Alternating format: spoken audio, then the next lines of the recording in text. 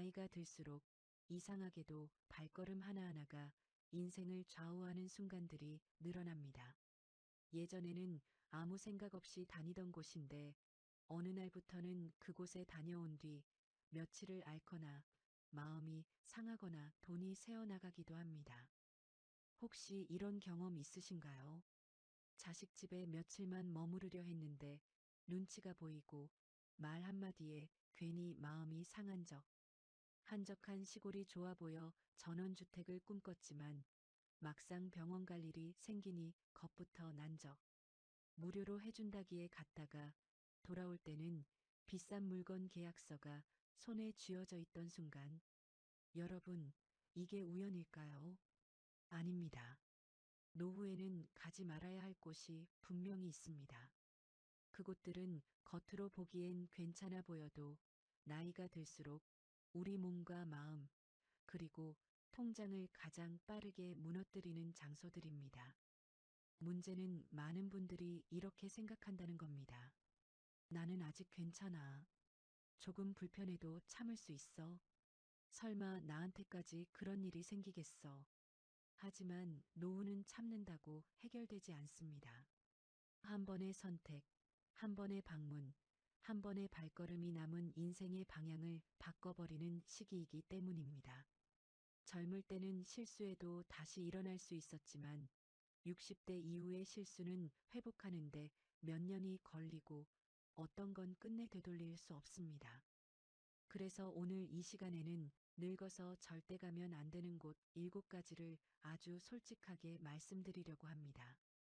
이 영상을 끝까지 보시면 앞으로 어디에는 발을 들이지 말아야 할지 분명해지고 어디에서 내 몸과 돈, 그리고 마음을 지켜야 하는지 기준이 생기실 겁니다.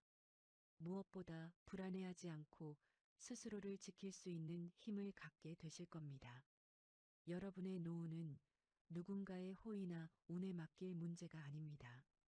오늘 이 이야기 꼭 끝까지 함께 해주세요. 도움이 되셨다면 구독과 좋아요 눌러주시고요. 여러분은 어떤 곳이 가장 공감되셨는지 댓글로 남겨주세요. 여러분의 경험이 또 다른 분들에게 큰 도움이 됩니다. 자, 그럼 지금부터 시작하겠습니다. 첫 번째, 절대 가면 안 되는 곳부터 말씀드리겠습니다. 첫 번째, 자식 집입니다. 여러분, 이상하게 들리실 수 있습니다. 자식 집이 왜 위험한 곳이냐고요? 사랑하는 내 자식이 있는데 손주들도 보고 싶은데 말입니다. 하지만 제 말을 끝까지 들어보세요. 72세 박순자 씨 이야기입니다. 작년 여름 아들 집에 일주일만 머문다고 갔습니다. 며느리가 둘째를 낳아서 도와주러 간 거였어요.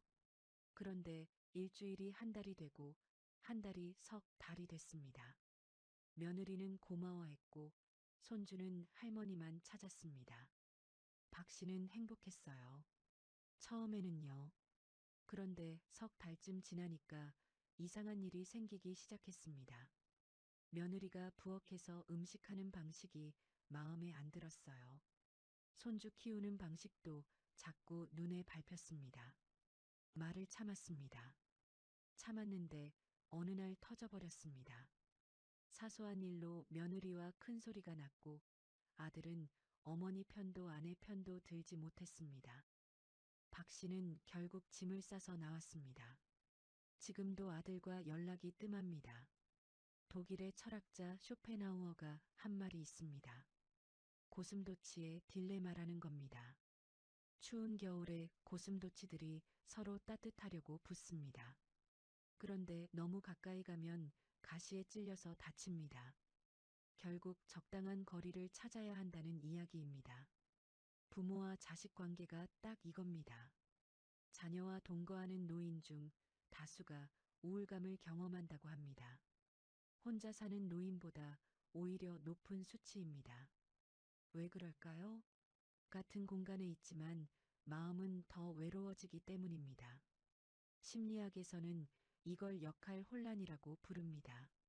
내가 이 집의 주인인가, 손님인가, 엄마인가, 식모인가. 도와주러 왔는데 간섭하는 사람이 되고 사랑으로 시작했는데 짐이 됩니다.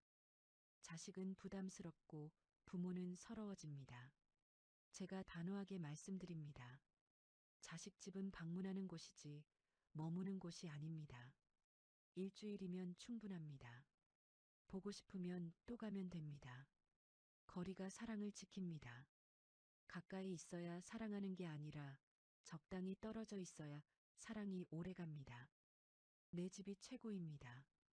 비좁아도 불편해도 내가 주인인 그곳에서 당당하게 사세요. 그게 여러분의 존엄이고 자식과의 관계를 지키는 가장 확실한 방법입니다. 두 번째, 외진 시골이나 전원주택입니다. 나이가 들면 한 번쯤 이런 생각을 합니다. 사람 많은 도시를 떠나 조용한 시골에서 살면 마음이 편해지지 않을까? 전원주택, 텃밭, 맑은 공기. 듣기만 해도 숨이 트이는 말들이지요. 하지만 이 선택은 노후에 가장 신중해야 할 결정 중 하나입니다. 처음 몇 달은 좋습니다. 아침 공기가 다르고 소음이 없고 밤하늘 별이 보입니다. 문제는 그 다음부터입니다. 병원에 갈 일이 생기고 날씨가 나빠지고 몸이 예전 같지 않다는 걸 느끼는 순간부터 이야기가 달라집니다. 사회적 통계를 하나 말씀드리겠습니다. 우리나라 65세 이상 고령자의 응급 이송 시간은 도시보다 농촌 지역이 평균 2배 이상 걸립니다. 이 말은 단순합니다. 위급한 상황에서 도움을 받기까지 시간이 훨씬 더 걸린다는 뜻입니다. 심리학에서는 이를 고립 스트레스라고 부릅니다. 사람은 조용함을 원하지만 동시에 누군가가 가까이 있다는 안정감도 필요합니다. 특히 나이가 들수록 이 안정감이 사라지면 불안과 우울이 빠르게 커집니다. 처음엔 자유라고 느끼던 고요함이 어느 순간부터는 외로움이 됩니다. 실제 사례를 하나 들어보겠습니다. 68세에 시골로 내려간 박모 어르신은 2년 뒤 이렇게 말했습니다. 아프지 않을 땐 천국이었는데 아프고 나니 섬이더라. 약 하나 사러 가는데 1시간이 걸리고 겨울 눈길엔 집 밖을 나서기도 두려웠다고 합니다. 철학적으로 보면 노후의 삶은 자연과 싸우는 삶이 아닙니다. 자연과 적당히 가까운 삶입니다. 너무 멀면 숨 막히고 너무 가까우면 버겁습니다. 외진 시골 마을은 젊을 때의 체력과 이동성을 기준으로 설계된 공간입니다. 노후에는 낭만보다 접근성, 의료, 사람의 거리가 훨씬 중요합니다. 조용한 삶을 원하신다면 완전히 떠나기보다는 언제든 돌아올 수 있는 거리, 도움을 받을 수 있는 환경을 선택하는 것이 진짜 현명한 선택입니다. 여러분, 로망과 현실을 구분하세요. 시골은 놀러 가는 곳입니다. 일주일, 한 달 살아보는 건 좋습니다. 하지만 평생 사는 곳은 병원 10분 거리, 마트 5분 거리, 사람 사는 동네여야 합니다. 나이 들수록 도시 가까이 사세요. 편의점이 보이고 버스가 다니고 이웃 얼굴이 보이는 곳. 그곳이 여러분을 지켜줍니다. 자연은 가끔 만나면 더 아름답습니다. 세 번째, 투자 설명회와 재테크 세미나입니다. 여러분, 호텔 연회장에서 하는 무료 투자 설명회 가보신 적 있으십니까? 점심도 주고 선물도 주고 친절하게 대해줍니다. 그런데 그게 다 공짜일까요? 절대 아닙니다. 여러분 주머니를 노리는 가장 치밀한 덫입니다. 70세 이영애 씨 이야기입니다. 작년 봄에 투자 설명회에 갔습니다. 호텔 뷔페에 초대한다고 해서 가볍게 간 거였어요. 거기서 만난 강사는 정말 그럴싸하게 말했습니다. 이 땅에 투자하면 1년에 10% 수익이 보장된다고 은행에 맡기면 바보라고 했습니다. 이 씨는 평생 모은 돈을 투자했습니다. 계약서도 썼고 도장도 찍었어요. 그런데 6개월 뒤부터 연락이 안 됐습니다. 회사는 문을 닫았고 강사는 잠적했습니다. 경찰에 신고했지만 돈은 돌아오지 않았습니다. 지금 이 씨는 생활비가 없어서 자식들한테 손을 벌리고 있습니다. 금융감독원 통계를 보면 충격적입니다. 노인 금융사기 피해액이 60세 이상 고령층에서 큰 비중을 차지하고 있다는 겁니다. 왜 우리 세대가 자꾸 당할까요? 심리학에서는 이걸 확증 편향이라고 합니다. 듣고 싶은 것만 듣게 된다는 겁니다. 돈을 불릴 수 있다는 말, 노후가 보장된다는 말, 지금 아니면 기회가 없다는 말. 그 말들이 우리 불안을 파고듭니다. 행동경제학자 데니얼 카너먼은 말했습니다. 사람은 잃는 것에 대한 두려움이 얻는 것에 대한 기쁨보다 2배 더 크다고요. 사기꾼들은 이걸 정확히 압니다. 여러분의 노후 불안을 자극해서 지금 투자 안 하면 큰일 난다고 겁을 줍니다. 제가 단호하게 말씀드립니다. 세상에 공짜 점심은 없습니다. 호텔에서 밥 먹여주고 선물 주는 이유가 뭐겠습니까? 그것보다 몇십 배, 몇백 배를 뜯어가려는 겁니다. 투자 설명회 초대장 받으시면 바로 찢으세요. 재테크 세미나 전화 오면 바로 끊으세요. 높은 수익을 보장한다는 말은 100% 거짓입니다. 은행 이자가 낮아도 그게 가장 안전합니다. 여러분이 평생 모은 돈입니다. 한순간의 욕심으로 날리지 마세요. 지키는 게 최고의 재테크입니다. 네 번째, 사람이 지나치게 붐비는 행사장입니다. 불꽃놀이도 보고, 공연도 보고, 활기찬 분위기 즐기는 것 말입니다. 그런데 그 즐거움이 한순간에 악몽으로 바뀔 수 있다는 걸 아십니까? 69세 최정순 씨는 작년 가을 지역 축제에 갔습니다. 손주 둘을 데리고 갔어요.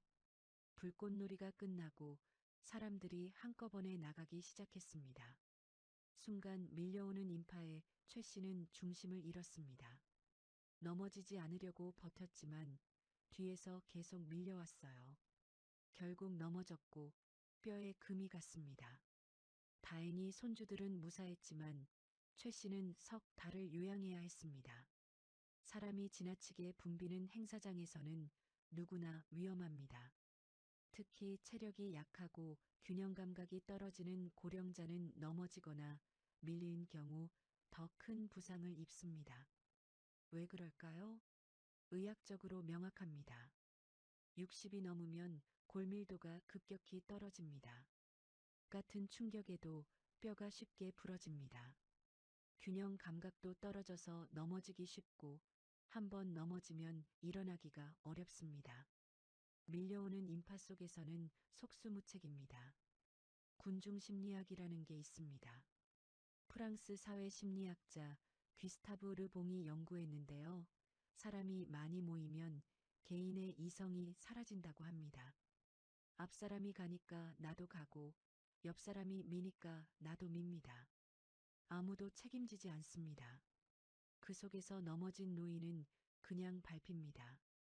더 무서운 건 회복입니다. 젊을 때는 골절되어도 석 달이면 붓습니다. 하지만 70 넘어서 부러진 뼈는 6개월이 걸리고 완전히 회복되지 않을 수도 있습니다. 한 번의 사고가 평생 지팡이를 짚게 만들고 휠체어 신세를 지게 만듭니다. 이태원 참사를 기억하십니까? 젊은 사람들도 속수무책이었습니다. 우리 세대가 그 속에 있었다면 어땠겠습니까? 제 말씀 꼭 기억하세요. 사람 많은 곳은 피하세요. 불꽃놀이는 텔레비전으로 봐도 충분히 아름답습니다. 축제는 평일 낮에 사람 적을 때 가세요. 공연은 지정 좌석 있는 곳으로 가시고요. 즐기려고 갔다가 병원 가는 일 절대 만들지 마세요. 안전이 최우선입니다. 여러분의 몸은 예전 같지 않습니다. 다섯 번째, 험하고 난이도 높은 등산로입니다. 여러분, 산 좋아하시죠? 저도 압니다. 우리 세대는 젊었을 때부터 산을 다녔습니다. 북한산도 가고 설악산도 가고 지리산 종주도 했습니다. 그때 그 체력이 아직도 있다고 생각하십니까? 그게 가장 위험한 착각입니다. 71세 강민수 씨 이야기입니다. 평생 등산을 해온 분입니다. 작년 가을에 친구들과 험한 코스를 선택했어요. 젊었을 때 자주 가던 길이라며 자신만만했습니다. 그런데 중간쯤 갔을 때 문제가 생겼습니다. 바위를 내려오다가 발을 헛디뎠어요. 그대로 3미터 아래로 굴러떨어졌습니다. 헬기가 출동했습니다.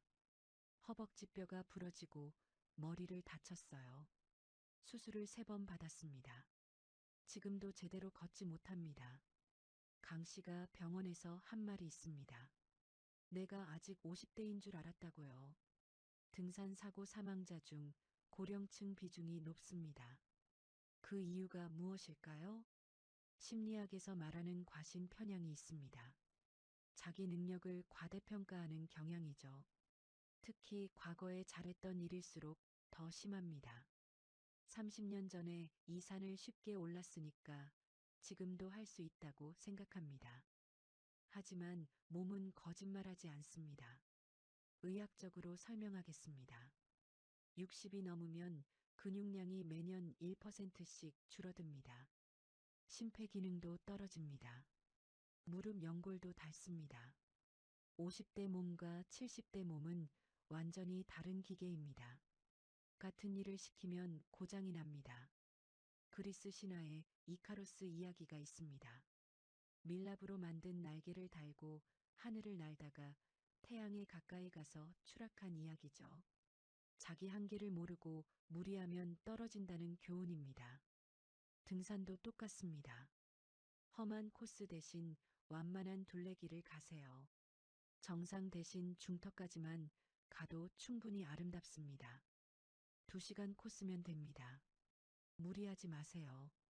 그리고 꼭 기억하세요. 등산 스틱 2개 챙기시고 등산화 밑창 확인하시고 무릎 보호대 하세요. 혼자 가지 마시고 날씨 나쁘면 과감히 포기하세요. 산이 아름다운 건 맞습니다. 하지만 여러분의 생명보다 아름다운 건 없습니다. 안전하게 즐기세요. 6번째, 무료 건강 강연과 공짜 선물 행사입니다. 여러분, 길에서 전단지 받아보신 적 있으시죠? 무료 혈압 측정해준다. 건강 강연 들으면 계란 한 판 준다. 이런 것들 말입니다. 한두 번 가는 건 괜찮습니다. 심심해서 재미삼아 가는 것도 좋죠. 그런데 자꾸 가다 보면 빠져듭니다. 그게 함정입니다.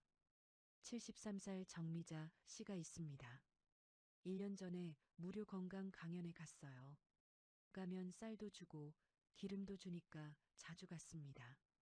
한석 달쯤 다니니까 강사가 본색을 드러냈습니다. 여러분 몸속에 독소가 가득하다. 이대로 가면 암 걸린다. 우리 제품을 먹어야 한다고 했습니다. 정씨는 겁이 났습니다. 그 자리에서 건강식품을 600만 원어치 샀어요. 한 달치가 50만 원이었습니다. 먹어봤자 효과도 없었습니다. 나중에 알고 보니 그냥 비타민이었어요. 마트에서 10,000원이면 살 수 있는 거였습니다. 고령층을 노린 건강식품 관련 사기 피해가 증가하고 있습니다. 행사장뿐만 아니라 가까운 친구가 사기를 치는 경우도 있습니다. 수법은 다 똑같습니다. 처음엔 공짜로 미끼를 던지고 나중엔 불안을 팔아서 돈을 뜯어냅니다. 심리학에서 말하는 호혜성의 법칙이 있습니다. 사람은 무언가를 받으면 갚아야 한다는 심리적 빚을 느낀다는 겁니다. 계란 한 판 받았으니까, 쌀 한 포대 받았으니까 미안해서 제품을 삽니다. 사기꾼들은 이 심리를 정확히 이용합니다. 더 교묘한 건 집단 압력입니다. 강연장에 가면 다들 사는 분위기를 만듭니다. 옆 사람도 사고 앞 사람도 삽니다. 안 사면 왕따 당할 것 같은 느낌이 듭니다. 사회심리학자 솔로몬 애쉬의 동조 실험이 딱 이겁니다. 혼자서는 안 당하는데 여럿이 모이면 당합니다. 의학적 사실을 말씀드립니다. 세상에 만병통치약은 없습니다. 암을 예방한다는 건강식품, 혈압을 낮춘다는 자석 팔찌, 다 거짓입니다. 진짜 효과 있으면 병원에서 처방합니다. 동네 강연장에서 파는 게 아니에요. 제가 확실하게 말씀드립니다. 공짜는 없습니다. 계란도, 쌀도, 기름도 다 미끼입니다. 그 몇천 원 때문에 몇백만 원 잃습니다. 오히려 마트에서 사는 게 훨씬 쌉니다. 건강 강연 초대받으면 안 가세요. 가더라도 절대 돈 안 쓴다고 마음 먹고 가세요. 지갑은 집에 두고 가시고요. 건강은 병원에서 챙기는 겁니다. 동네 강연장이 아니라요. 여러분의 불안이 그들의 밥줄입니다. 속지 마세요. 일곱 번째, 계단만 많고 엘리베이터 없는 공간입니다. 여러분, 지금 사시는 집이 몇 층이십니까? 계단으로 오르내리고 계신가요? 지금은 괜찮으실 겁니다. 그런데 5년 후는요? 10년 후는요? 그때도 그 계단을 오르내릴 수 있을까요? 67살 송현숙 씨는 20년 전에 빌라 3층에 집을 샀습니다. 그때는 젊었어요. 계단 오르는 게 운동이라고 생각했습니다. 그런데 작년부터 무릎이 아프기 시작했습니다. 장보고 올라가는 게 고역이 됐어요. 쓰레기 버리러 내려가는 것도 두렵습니다. 병원 가려고 집을 나서는데 현관문 앞 계단에서 미끄러졌습니다. 엉덩방아를 찧었는데 허리를 다쳤어요. 일어나지를 못했습니다. 이웃이 신고해서 구급대원이 왔는데 들것으로 3층에서 내려오는 게 너무 힘들었습니다. 송 씨는 지금 집을 팔려고 내놓았지만 엘리베이터 없는 3층은 아무도 안 삽니다. 국토교통부 통계를 보면 심각합니다. 전국 다세대 빌라 주택 중 엘리베이터 없는 건물이 68%입니다. 그 중에 60세 이상 노인이 거주하는 비율이 42%입니다. 수백만 명이 계단 때문에 집안에 갇혀 살고 있습니다. 철학자 하이데거는 말했습니다. 인간은 세계 속에 던져진 존재라고요. 우리가 선택하지 않은 환경이 우리를 규정한다는 뜻입니다. 계단이 많은 집은 결국 여러분을 가두는 감옥이 됩니다. 나가고 싶어도 나갈 수 없습니다. 의학적으로 명확합니다. 70이 넘으면 무릎 관절염이 거의 필수입니다. 계단 오르내리는 게 무릎에 체중의 3배 압력을 줍니다. 한번 손상된 연골은 재생되지 않습니다. 계단은 여러분의 무릎을 매일 조금씩 망가뜨립니다. 더 큰 문제는 낙상입니다. 질병관리청 자료에 따르면 65세 이상 낙상 사고의 60%가 계단에서 발생합니다. 계단에서 넘어지면 심각한 골절로 이어집니다. 고관절 골절은 노인의 삶을 완전히 바꿔놓습니다. 1년 안에 사망률이 20%입니다. 제가 간곡히 말씀드립니다. 지금 당장은 괜찮아도 내일을 생각하세요. 집을 구할 때는 반드시 엘리베이터 있는 곳으로 가세요. 1층이면 더 좋습니다. 2층까지는 괜찮습니다. 하지만 3층 이상은 절대 안 됩니다. 이미 계단 많은 집에 사신다면요? 지금이라도 이사를 고민하세요. 집값 떨어져도 괜찮습니다. 여러분의 안전이 더 중요합니다. 10년 후 계단 때문에 고생하는 것보다 지금 조금 손해보는 게 훨씬 낫습니다. 노후 주거의 핵심은 오늘이 아니라 내일입니다. 미래의 몸을 위해 오늘 선택하세요. 자, 여러분. 이제는 가지 말아야 할 곳은 알았습니다. 그럼 도대체 어디로 가야 하냐고요? 지금부터 말씀드리는 7곳이 여러분의 노후를 지켜줄 진짜 안전한 장소입니다. 첫째, 자식 집이 아니라 내 집입니다. 여러분만의 공간이 있어야 합니다. 좁아도 괜찮습니다. 낡아도 괜찮아요. 내가 주인인 그곳에서 당당하게 사세요. 아침에 일어나서 눈치 보지 않고 부엌에 가서 물 마실 수 있는 곳, 텔레비전 볼륨 내 마음대로 조절할 수 있는 곳, 그게 내 집입니다.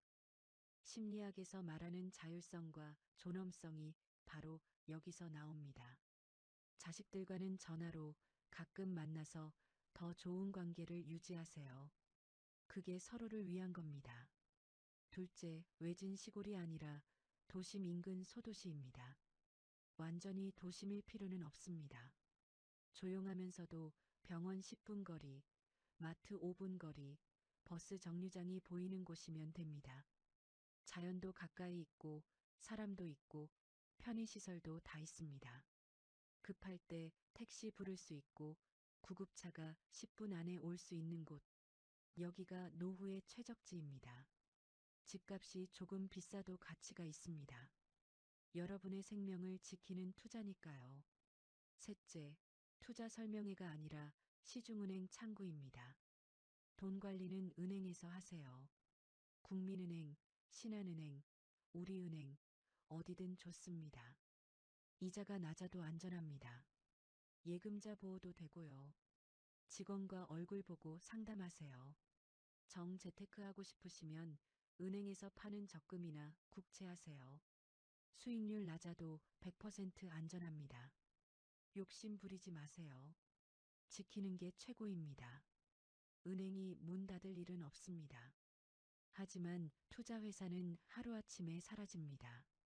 선택은 명확합니다. 넷째, 붐비는 행사장이 아니라 평일 오전 문화센터입니다. 즐기고 싶으시죠? 당연합니다. 그럼 구청 문화센터, 복지관 프로그램 가세요. 평일 오전에 하는 강좌들이 많습니다. 서예, 노래교실, 요가, 탁구 다양합니다. 사람도 적당히 있고 안전하고 비용도 저렴합니다. 공연 보고 싶으시면 지정 좌석 있는 소극장 가세요. 10,000원, 20,000원이면 충분히 좋은 공연 볼 수 있습니다. 앉아서 편하게 보고 끝나면 천천히 나오면 됩니다. 밀릴 일도 없고 다칠 일도 없습니다. 문화생활은 안전하게 즐기는 겁니다. 다섯째, 험한 등산로가 아니라 동네 둘레길입니다. 서울 둘레길, 부산 갈매길, 제주 올레길 아시죠? 평평하고 경치 좋고 안전합니다. 1시간에서 2시간 코스가 딱 좋습니다. 중간중간 쉴 곳도 많고 화장실도 있습니다. 정상 올라가는 게 중요한 게 아닙니다.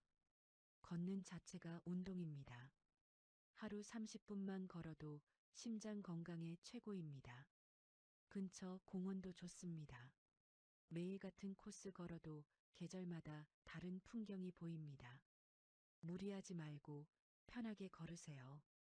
여섯째, 무료 건강 강연이 아니라 동네 보건소입니다. 건강 걱정되시면 보건소 가세요. 무료로 건강검진 해줍니다. 혈압도 재주고 혈당도 체크해주고 상담도 해줍니다. 진짜 전문가들이 있습니다. 필요하면 병원도 연결해줍니다. 거짓말 안 합니다. 물건 팔지도 않습니다. 세금으로 운영되는 곳이니까 여러분 마음 편히 이용하세요. 동네 의원도 좋습니다.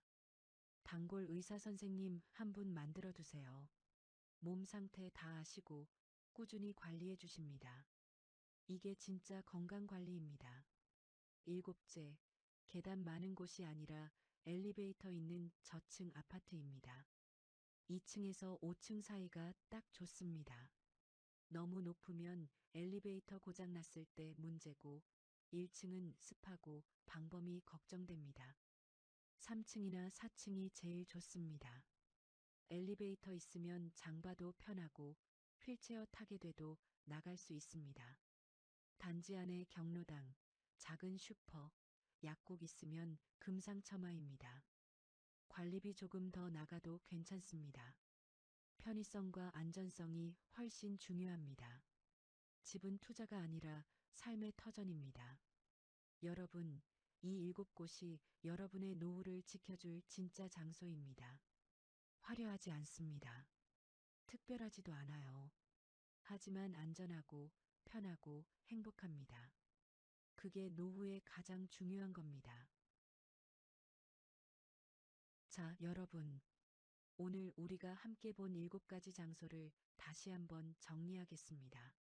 첫째, 자식 집에 오래 머물지 마세요. 거리를 두어야 소중함을 압니다.